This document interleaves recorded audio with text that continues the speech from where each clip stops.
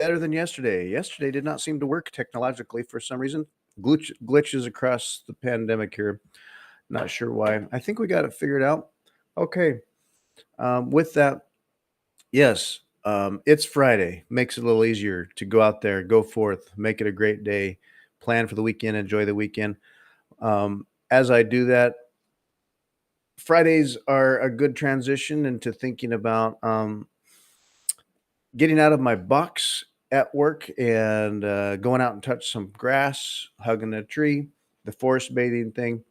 It's time with the family, time with looking out a window or walking outside. It is cold outside, but I walked down to the creek last weekend and there were fish spawning. We have a creek in the backyard and fish were spawning, and it was the circle of life. They don't do that too often in the year. It's kind of that week or two, that magical week or two when you see giant, big spawning fish, coho salmon, I believe they are, and they're laying in the creek, and they're done their thing, and they're dead, they're rotten, they're feeding the creek. And in the spring, we're going to see a ton of little baby minnows, and it's awesome. So I want to be mindful of aesthetic appreciation. So much of our work, especially work I enjoy. I'll work on Bitcoin. I'll work on video stuff. I'll work on all kinds of whatever on a computer. I can get sucked in and spend all day doing my own thing. And then I have to pry bar my way out of my chair and walk around and get outside and realize that, yeah, I'm not walking like my ancestors did every day. I need to go out and have a walk, go on a walk. Aesthetic appreciation is a way to reconnect with our roots, even if it's superficial, just to, feel that cold air. Right now, it's freezing out, but make it 5 minutes and you'd be, yeah, refreshed. Plato believed that beauty reflected universal truths and ideals. You linked appreciation of the beauty to your actual moral and intellectual virtues. In a way, I think that's true. If you discard it and be like, "No, I've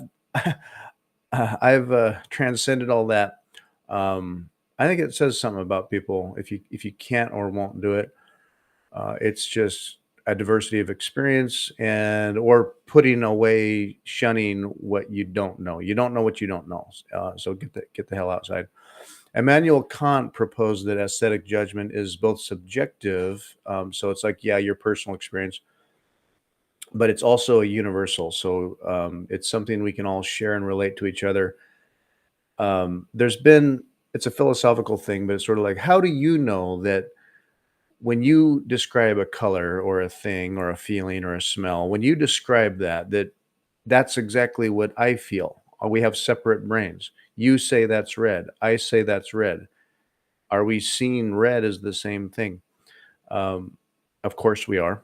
And also, uh, immersing yourself outdoors and engaging your senses is a way to just practice that connection, utilize all the senses instead of sort of what we think is this mind's eye sense of senses. Boy, I must be tired. I'm really rambling, but connection with the environment, um, landscapes. There's a concept called beauty in the sublime, and I had read that and heard of that and thought, like, I think I get it. Sublime, yeah. Um, What does that mean though? It's when you're outdoors, whether you can just kind of take in the forest. It's easy to do it at night when you're looking up at the stars, and the sublime is sort of like that the impossibility of getting your mind around what it all is. So as you start to take it in, and the more you look, and the deeper you look, and the more you think, and the broader you expand, it is beyond what you can conceive of. It is so huge, and that is sort of this sublime feeling of, wow, it's it's the universe is way, way larger than anyone can even comprehend. You cannot comprehend it. Similar can be true, something as simple as picking up a handful of sand, a handful of dirt, leaves, water, and if say you can imagine yourself with a microscope but you look and you know closer and closer and closer and deeper and what makes us up in the molecular universe and deeper than that, and how far does that rabbit hole go. There's a sublimity in um, outwards and inwards, the size and scale and scope of everything. And so we operate on a plane right here. um, it's a veil, it's a hologram in the span of, call it one, uh, the current dimension we're in, as if there may not be more to that. Anyway, it's beauty in the sublime. So when you walk outside, it reminds you, like I can do this weekend because I have a little time um, away from work.